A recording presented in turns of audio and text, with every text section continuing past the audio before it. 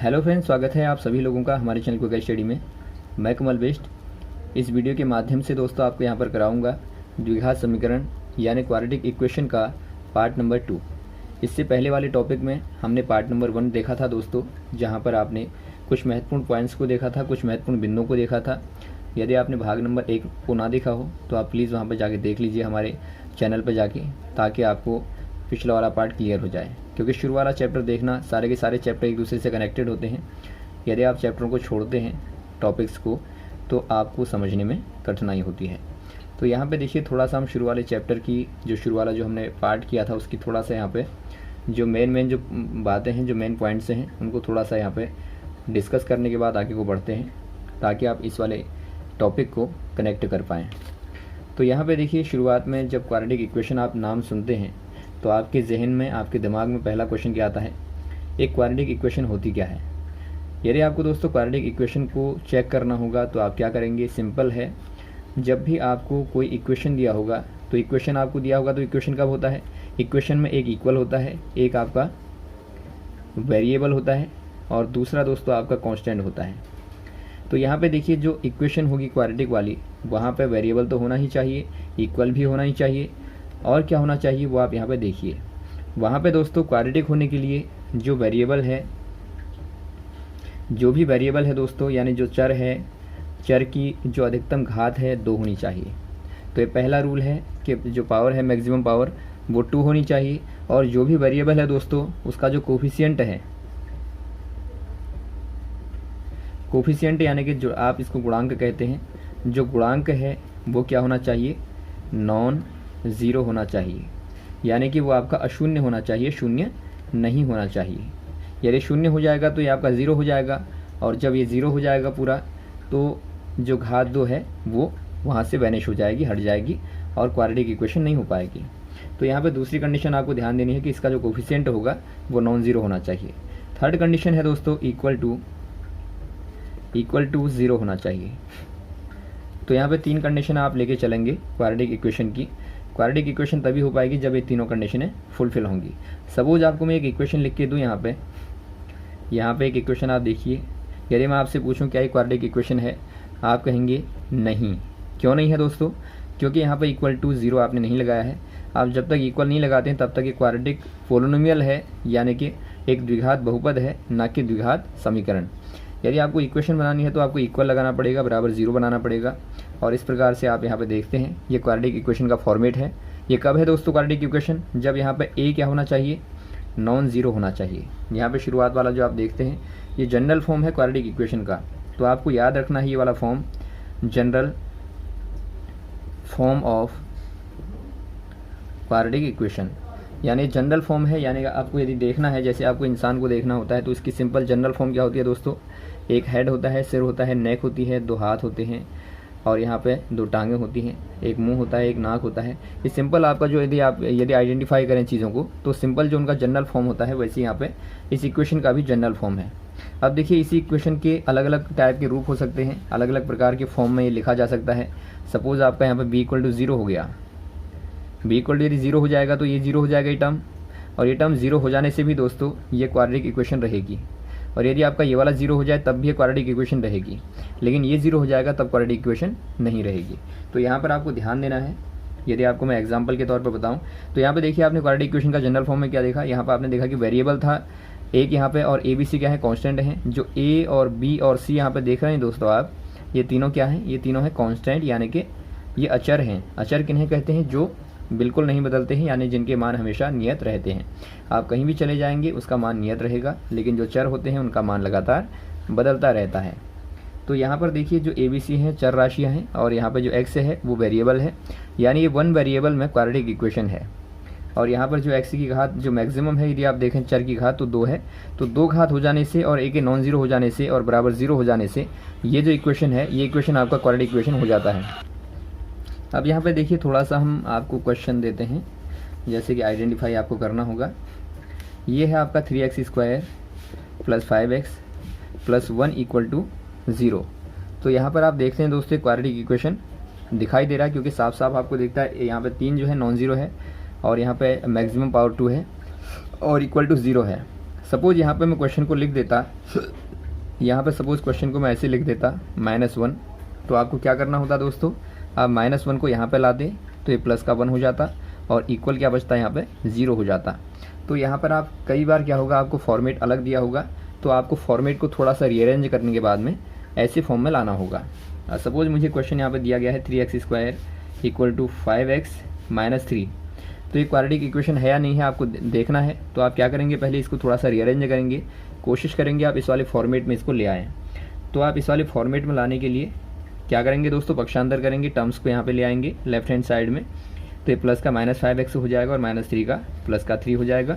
Equal में कुछ नहीं बचा है तो आप इसको 0 लिख देंगे, 0 लिख देंगे। तो ये जो फॉर्मेट है क्वाड्रेटिक इक्वेशन का ही फॉर्मेट आपको दिखता है। और कई बार ऐसा भी हो सकता है कि जो ये वाला टर्म है दोस्तों हो ही ना, यानी आपको केवल इतना दिया होगा, तब भी आप देखेंगे ये आपका क्वाड्रेटिक इक्वेशन आपको दिखाई देता है। तो यहाँ पर आपका यदि आप इसको देखें, तो आप देख रहे हैं कि ये दोस्तों क्वाड्रेटिक इक्वेशन नहीं है, क्योंकि यहाँ पर जो चर है, जो वेरिएबल है, जो इसकी मैक्सिमम पावर है वो 1 है, और 1 पावर हो जाने से ये क्वाड्रेटिक इक्वेशन न होगी क्या हो जाएगी, ये एक प्रकार की लीनियर इक्वेशन हो जाएगी। ये क्या है, लीनियर इक्वेशन है, यानी कि रैखिक समीकरण है। रैखिक कहने का मतलब है एक रेखा का समीकरण है। और जो क्वाड्रेटिक होती है दोस्तों वो कर्व की इक्वेशन होती है। आपको दोनों में अंतर पता करना है। यदि आप क्वाड्रेटिक को खींचेंगे तो इस प्रकार का आपको कर्व मिलेगा, कुछ ऐसा मिलेगा या ऐसा मिलेगा, यानी आपको साइक्लिक टाइप मिलेगा। लेकिन यहाँ पर आपको हमेशा जब घात 1 होगी तो हमेशा ही एक लाइन मिलती है। अब इसीलिए इसको लीनियर कहते हैं और इसको क्वाड्रेटिक कहते हैं। अब यहाँ पे देखिए, ये तो हमने दोस्तों कुछ शुरू वाले चैप्टर में भी आपको बता ही दिया था। अब यदि आपको इनको सॉल्व करना है, आपको आइडेंटिफाई करना आ गया, आइडेंटिफाई करना है। यदि आप इस वाले को देखें दोस्तों, तो क्या ये क्वाड्रेटिक इक्वेशन है? ये क्वाड्रेटिक इक्वेशन नहीं है, क्योंकि आप देखते हैं जो चर की मैक्सिमम घात है वो 3 है यानी 3 है, तो ये क्वाड्रेटिक इक्वेशन नहीं होगी। अब मैं यदि यहाँ पर 0 कर दूँ दोस्तों, यदि आपसे पूछूँ क्या ये क्वाड्रेटिक इक्वेशन है, अब ये क्वाड्रेटिक इक्वेशन हो जाएगी। क्यों हो जाएगी? क्योंकि यहाँ पर आप देखते हैं 0 से यदि आप क्यूब को गुणा करेंगे, x का क्यूब को, तो ये तो 0 ही हो जाएगा। तो बचेगा क्या, 2x² + 3 = 0 बचेगा, और जो कि क्वाड्रेटिक इक्वेशन का आपको फॉर्म दिखता है। यदि आपको इसी को जनरल फॉर्म में लिखना है तो आप इसको ऐसे लिखेंगे। यहाँ पे देखिए x के स्थान पे कुछ नहीं है, तो आप इसको 0.x करके +3 करके = 0 कर देंगे। और यहाँ से आप यदि कंपेयर करें तो आपको इस प्रकार का कुछ फॉर्म मिलता है। तो आप दोस्तों हमेशा क्या करेंगे, जब क्वेश्चन आपको अलग फॉर्म में दिए होंगे उनको थोड़ा सा रीअरेंज करने के बाद में स्टैंडर्ड फॉर्म में या फिर जनरल फॉर्म में ले आएंगे। उसके बाद आप देखेंगे कि ये क्या क्वाड्रेटिक इक्वेशन है या फिर क्या ये क्वाड्रेटिक इक्वेशन नहीं है। अब देखिए, इनको सॉल्व करने के हम यहाँ पर मेथडों के बारे में देखते हैं। पिछले वाले चैप्टर में आपको एक मेथड बताई थी द्विघात समीकरण को हल करने की, जो कि क्वाड्रेटिक इक्वेशन की मेथड थी। वो आपकी दोस्तों फैक्टराइजेशन मेथड थी।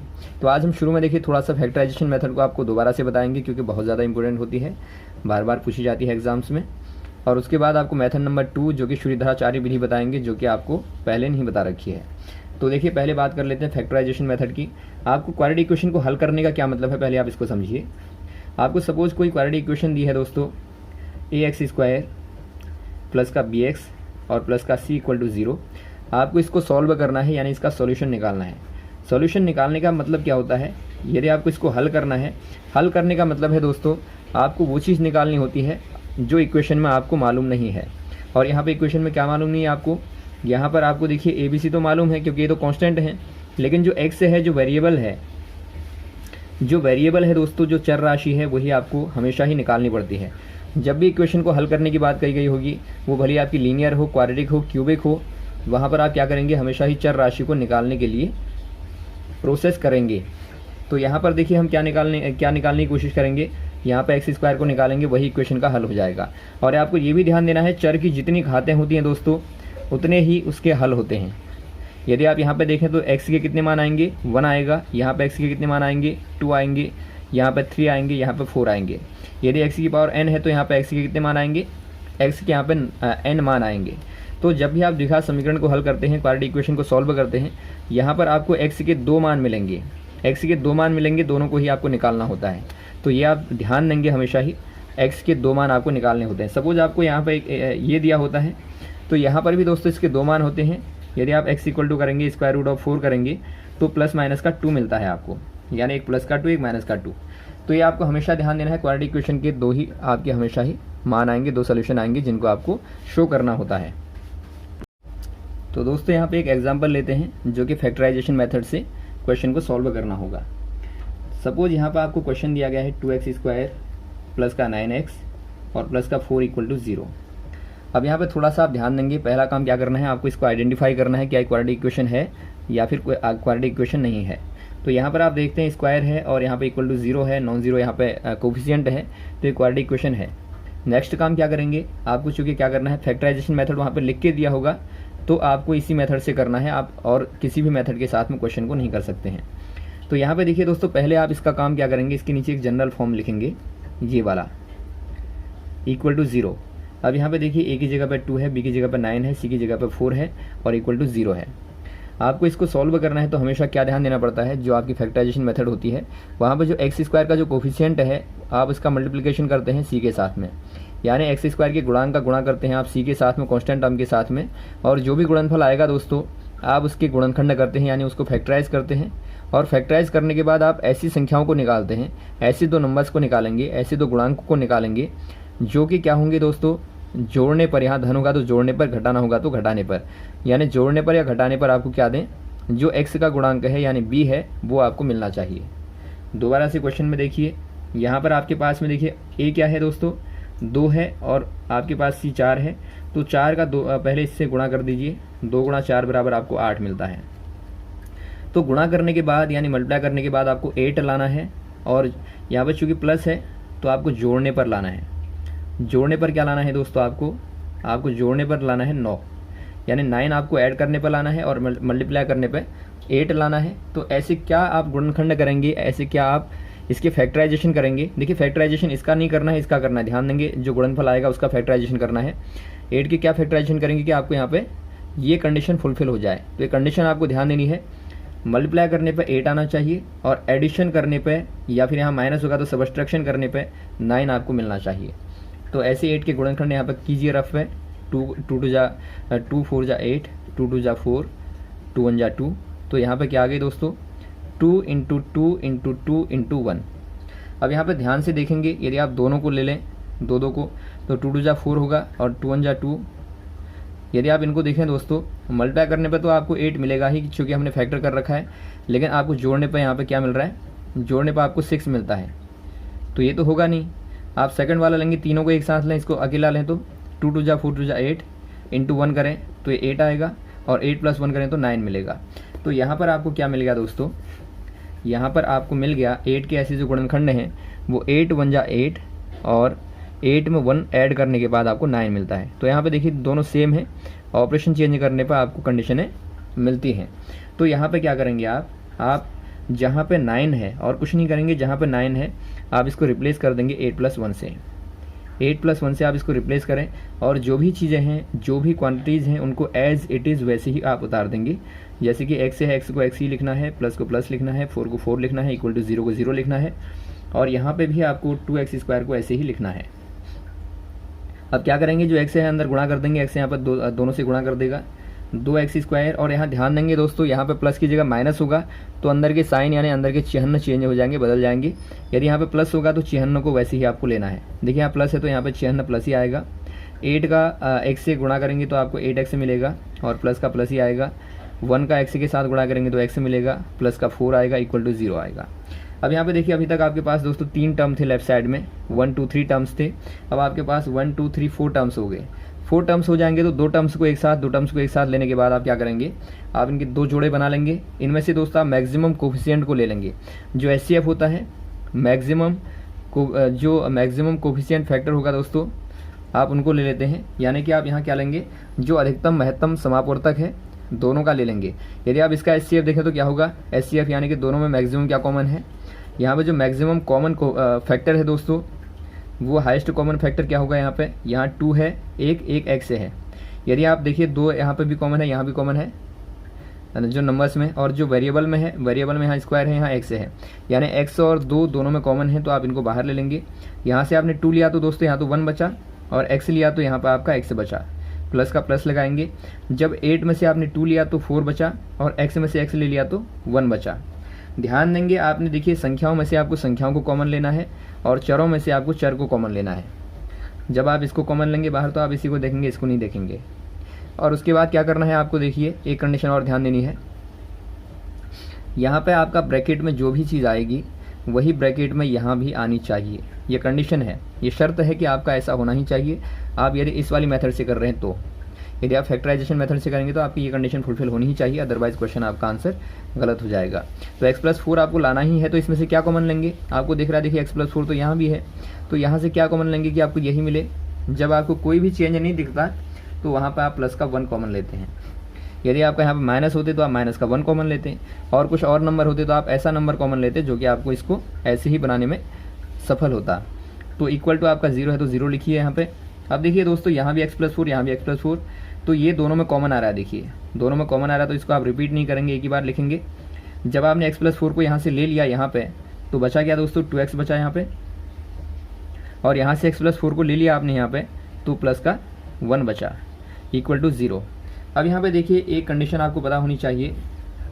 एक कंडीशन होती है दोस्तों, सपोज हमारे पास में यहाँ पे देखिए, यदि आपका a.b, शायद इससे हम लिख रहे हैं यहाँ पे a.b इक्वल टू आपका यदि 0 होता है दोस्तों, यानी a गुणा b आपका 0 होता है, तो दिस इम्प्लाइज दैट, ये क्या बताता है आपको, या तो a आपका 0 होना चाहिए या फिर b आपका 0 होना चाहिए, या फिर दोनों ही 0 होने चाहिए। तो आप इसी वाली कंडीशन का यहाँ पे यूज़ करेंगे। यदि हमारे पास यहाँ पे दिया गया है if we have given that this into this equal to 0, तो इसका मतलब क्या है, या तो आपका x+4 इक्वल टू 0 होगा, या फिर क्या होगा दोस्तों 2x+1 इक्वल टू 0 होगा। यदि आप यहाँ से देखें x+4 इक्वल टू 0 होगा तो x इक्वल टू क्या हो जाएगा, पक्षांतर करने पे प्लस का 4 माइनस का 4 हो जाएगा, और वैसे ही यहाँ पे क्या हो जाएगा 2x बराबर माइनस का 1 हो जाएगा पक्षांतर करने पे, और x बराबर क्या हो जाएगा दोस्तों -1/2। तो यहाँ पर आप देखते हैं आपके पास 2 यहाँ पे मान आ गए, जो कि आने चाहिए 2 ही, x के 2 मान आने चाहिए। पहली वैल्यू आती है x इक्वल टू -4, और सेकंड वाली आती है -1/2। तो यहाँ पे दोस्तों यही क्या हो जाएंगे, इक्वेशन के सॉल्यूशन हो जाएंगे, मान हो जाएंगे। आप इनको रूट भी कहते हैं, आप इनको मूल भी कहते हैं, आप इनको समीकरण का हल भी कहते हैं। और यदि आपको केवल गुणनखंड पूछा गया होगा तो आपका यहाँ पर आंसर हो जाएगा। आपको ये भी पूछा जाता है कि इस वाली इक्वेशन के क्या कीजिए, फैक्टर कीजिए, तो फैक्टर यानी गुणनखंड करने होंगे तो आपका यहीं पे आंसर हो जाएगा।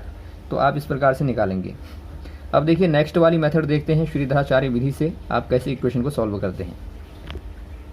अब यहाँ पे देखिए दोस्तों, यहाँ पे अलग अलग मेथड आती क्यों हैं, आपको ये भी समझना होगा। जब हम अलग मेथड का यूज़ करते हैं तो कहीं ना कहीं जो हमारी पहली वाली मेथड है वो कहीं ना कहीं पर दोस्तों फेल हो रही होगी, यानी कहीं पर ये जो मेथड है वो पास नहीं हो पाएगी, तो आपको सेकंड जो मेथड होती है उसको निकालना होता है। तो यहाँ श्रीधराचार्य विधि कैसी है, ये श्रीधराचार्य जो है मैथमेटिशियन है, और इन्हीं के नाम पे इस इक्वेशन की मेथड का, सॉल्यूशन की मेथड का नाम यहाँ पे श्रीधराचार्य विधि पड़ा है। तो यहाँ पर देखिए यदि आपके पास कोई एग्जाम्पल हम लें, यहाँ पे सपोज हमारे पास कोई एग्जाम्पल है, पहले आपको कोई जनरल इक्वेशन दी होगी ax² + bx + c = 0, तो यहाँ से आपको सॉल्यूशन निकालना होगा। सॉल्यूशन कहने का मतलब आपको x के मान निकालने होंगे। तो आप इस वाली मेथड से दोस्तों आप डायरेक्ट निकाल लेते हैं, यानी बहुत ही शॉर्ट मेथड है। सीधा आप x इक्वल टू करेंगे -b plus minus square root लगाएंगे b² - 4ac और डिवाइड बाई या फिर अपॉन कहें आप 2a। आप इस वाली यहाँ पे इस वाले फॉर्मूले में जैसे ही आप मान रखेंगे आपको सीधा आंसर मिलेगा। और जहाँ पे ABC क्या है दोस्तों, जो ऊपर इक्वेशन में दिए गए हैं, तो आप इनको आराम से यहाँ पर रखेंगे और इक्वेशन को यहाँ पर सॉल्व करेंगे इस वाली फॉर्मूले को, आपको आंसर मिल जाएगा। देखिए एग्जाम्पल के तौर पर इक्वेशन को लेते हैं। यहाँ पे एग्जाम्पल के तौर पर सपोज आपने लिया 2x² + 3x - 4 = 0। यदि आप दोस्तों पहले वाले मेथड से इसको सॉल्व करना चाहें तो आप देखिए कैसे करेंगे। आप इसको यहाँ गुणा करेंगे तो 8 मिलेगा, तो गुणा करने के बाद आपको 8 मिलना चाहिए, और माइनस है तो घटाने के बाद क्या मिलना चाहिए आपको, घटाने के बाद यानी सबट्रैक्ट करने के बाद आपको मिलना चाहिए यहाँ पे 3। आप 8 के ऐसे कोई भी दोस्तों फैक्टर नहीं कर सकते, ऐसे कोई भी गुणनखंड नहीं कर पाएंगे जिससे आपको ये कंडीशन है फुलफिल हो जाए। यानी यहाँ पर आप घटाने के बाद 3 और गुणा करने के बाद 8 ला ही नहीं सकते हैं। यदि आप देखें तो 8 ही कम 8 होता है, 8 × 8 होता है, और यदि घटाएंगे तो 7 आ जाएगा, 4 × 8 होता है, यदि सबट्रैक्ट करेंगे तो यहाँ पर 2 आ जाएगा। यानी आपको ऐसी कोई भी कंडीशन नहीं मिलती जो इनको फुलफिल करे। तो पहली वाली मेथड यहाँ पे फेल हो गई, पहली वाली मेथड यहाँ पर लागू नहीं होगी। तो ऐसी कंडीशन में हमेशा ही आपको श्रीधराचार्य वाले फॉर्मूले का ही सहारा लेना है, आपको इसी की शरण लेनी पड़ेगी। यहाँ पे क्या करेंगे, आप पहले पहचान लेंगे, आइडेंटिफाई करेंगे, रिकॉग्नाइज करेंगे ABC क्या है। आप इसके नीचे जनरल फॉर्म लिखिए इसका, ax² + bx + c = 0। और यहाँ पर आप देख पाते हैं दोस्तों, आप देख पा रहे हैं a इक्वल टू आपका 2 है और b इक्वल टू क्या है, b इक्वल टू 3 है और c इक्वल टू, ध्यान देंगे c के आगे प्लस है दोस्तों, यहाँ माइनस है तो माइनस का 4, आप यहाँ प्लस का 4 लिखेंगे, पूरा आंसर गलत हो जाएगा। ध्यान देंगे ये प्लस हैं सारे आंसर, जो जनरल फॉर्म है उसमें सारे प्लस हैं। क्वेश्चन में यदि माइनस आता है तो आपको माइनस लगाना पड़ेगा। तो ABC आपने निकाल लिए, आप इनको सीधा कुछ नहीं करना है, आपको जो फॉर्मूला आपको दिया है इस पर पुट कर देंगे, आंसर मिल जाएगा। तो पुट कीजिए, x इक्वल टू क्या हो जाएगा दोस्तों, माइनस b माइनस का 3 plus minus square root b square यानी कि 3 का स्क्वायर और माइनस 4, a की जगह पर लिखेंगे आप 2 और c की जगह लिखेंगे माइनस का 4। ठीक है, जब भी माइनस दोबारा से आता है गुणा करने में, आप यहाँ पर ब्रैकेट के अंदर माइनस को लिखते हैं। आप खाली ऐसे नहीं लिखेंगे, ऐसे कभी नहीं लिखेंगे आप जब भी गुणा कर रहे हैं साथ में 2 ऑपरेशन आते हैं दोस्तों, आप 2 ऑपरेशनों को एक साथ न लिख के एक को ब्रैकेट के अंदर कर देते हैं, क्योंकि मेन आपका यहाँ पर गुणा करना है आपको। ये माइनस नहीं हो रहा है बल्कि माइनस ये नंबर है, ये एक ऐसा नंबर है जो कि माइनस है, ऋणात्मक है, यानी संख्या रेखा के लेफ्ट तरफ आएगा 0 के, तो ये कहीं यहाँ आ रहा होगा। तो एक प्रकार की संख्या है, ना कि ऑपरेशन हो रहा है, ये आपको ध्यान देना है। यहाँ ऑपरेशन जो होगा वो किसका होगा, गुणा करने का होगा। और डिवाइड बाई कर देंगे, होल को डिवाइड कर देंगे 2a से। ध्यान देंगे पूरे में बट्टा लगाना आपको, यहाँ पे इतने में लगा के नहीं छोड़ना आपको, ऐसे नहीं लगाना बट्टा आपको यहाँ से यहाँ तक लगाना है, या फिर आपको इतने में लगा के नहीं छोड़ना है। 2a है, a की जगह 2 लिखेंगे।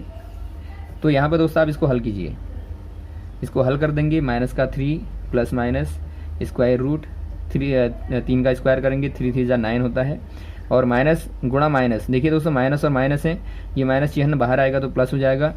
तो 4 और 2 और 2 4, 4 4 जा, यहाँ पर 16 होगा यानी कि 16 होगा, 16 दूनी 32 होगा। 32 डिवाइड बाई 4 आ जाएगा। आप इसको थोड़ा सा और हल करेंगे आगे को दोस्तों, थोड़ा सा यहाँ पर हल कर लेते हैं। तो यहाँ पर आ जाएगा इक्वल टू -3 प्लस माइनस, अंदर वालों को सॉल्व करेंगे 41 आएगा और डिवाइड बाई नीचे 4 आ गया। यहाँ पे देखिए जो प्लस माइनस है दोस्तों, यहाँ पे एक बार प्लस कहने का मतलब है एक बार माइनस। आपने देखा था शुरू में ही हमने बात की थी, यदि आपका स्क्वायर यहाँ पे है वेरिएबल तो 2 मान आपको मिलेंगे। तो पहली वैल्यू आपको मिलेगी यदि आप प्लस लेंगे तो पहली वैल्यू आ जाएगी -3 प्लस का square root of 41 divide by 4 और सेकंड वैल्यू आ जाएगी x इक्वल टू -3 तो आएगा ही। यहाँ पे जहाँ प्लस लिया आपने, यहाँ पे दोस्तों आप माइनस वाले को चिन्ह को ले लेंगे तो सेकंड वैल्यू आपको मिल जाएगी ये वाली। अब यहाँ पे ध्यान देंगे, यही दोस्तों इसके सॉल्यूशन होंगे, यही इसके मान होंगे। आप यदि इसको और आगे को हल करना चाहें तो क्या करेंगे, यहाँ पर आप देखते हैं स्क्वायर रूट ऑफ 41 को हमने ओपन नहीं किया। क्यों नहीं किया, क्योंकि जो 41 है दोस्तों ये एक पूर्ण वर्ग संख्या नहीं होती है, यानी कि आप 41 का कोई जो होल नंबर है ऐसा स्क्वायर रूट नहीं निकाल सकते। जैसे कि आप देखते हैं यदि आप निकालें 4 का स्क्वायर रूट क्या होता है 2 होता है, 9 का स्क्वायर रूट क्या होता है 3 होता है।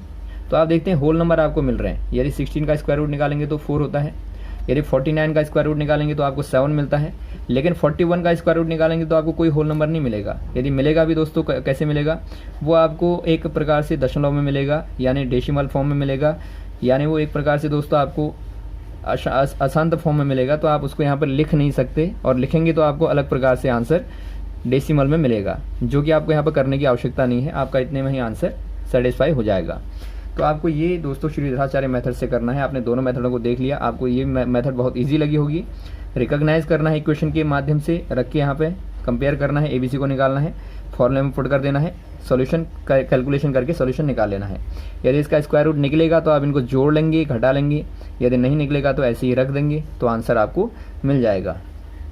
और एक बात और ध्यान देनी है दोस्तों, जो आपकी ये श्रीधराचार्य मेथड है, ये मेथड आपकी शुरू वाले क्वेश्चन में भी लग जाएगी। जैसे हमने शुरू वाले क्वेश्चन को किया, उस वाले क्वेश्चन में भी दोस्तों आप इस वाले को लगा सकते हैं। यानी आप इस वाली जो मेथड है, फॉर्मूला है, इसको आप हर एक क्वाड्रेटिक इक्वेशन में लगा सकते हैं और हर एक क्वाड्रेटिक इक्वेशन को सॉल्व कर सकते हैं।